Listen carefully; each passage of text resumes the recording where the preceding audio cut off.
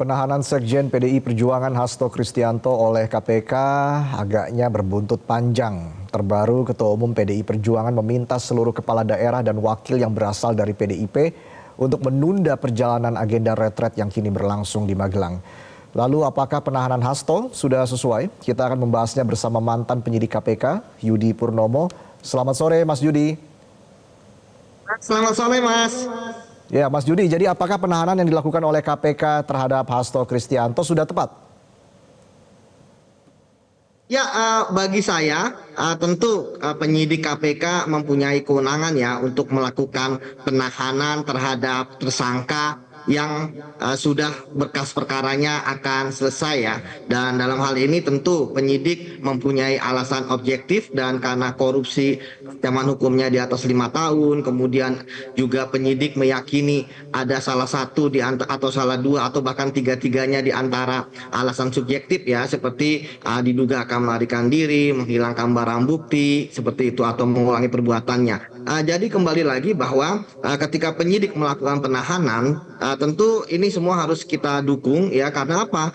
Karena artinya penyidik sudah yakin bahwa bukti yang mereka miliki sudah kuat. Kemudian yang kedua, mereka kemudian akan segera melimpahkan berkas perkara ini kepada pada jaksa penuntut umum ya. Seperti itu, Mas.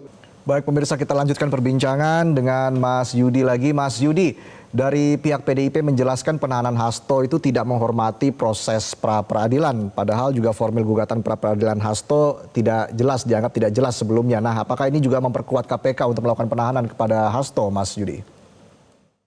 Saya pikir tidak ada alasan lain dari KPK ketika melakukan penahanan itu memang karena penegakan hukum ya, bukan karena adanya intervensi ataupun ada pesanan. Itu pertama. Dan ini memang sangat terlihat jelas ya dari bagaimana kan KPK sudah memberikan kesempatan kepada Pak Hasto untuk mengajukan pra-peradilan yang pertama dan hasilnya sudah tidak diterima. Kemudian KPK pun memanggil kembali ya, kemudian tidak hadir dengan alasan ada pra-peradilan, padahal sebenarnya kita semua sudah tahu ya bahwa adanya gugatan pra-peradilan itu, permohonannya itu tidak menangguhkan adanya proses penyidikan. Ketika yang sebelumnya KPK dalam tanda kutip menangguhkan itu semata-mata demi menghormati pihak Pak Hasto dan juga pengadilan. Seperti itu. Dan kemudian ketika alasan yang serupa diajukan oleh KPK, kan KPK tidak menerima ya, bahkan mengirimkan kembali surat panggilan yang kedua untuk hari Kamis kemarin. Dan ketika kemudian datang ya, kemudian KPK melakukan penahanan. Jadi saya pikir sebenarnya ini adalah hal yang biasa Mas, bahwa banyak juga para tersangka yang berada di tahanan mengajukan pra-peradilan. Itu menurut saya sebuah hal yang biasa dan memang itu hak dari mereka. Kita tahu terakhir misalnya kasus Tom Lembong kan, dia juga mengajukan pra-peradilan ketika dia berada di tahanan. Seperti itu, Mas.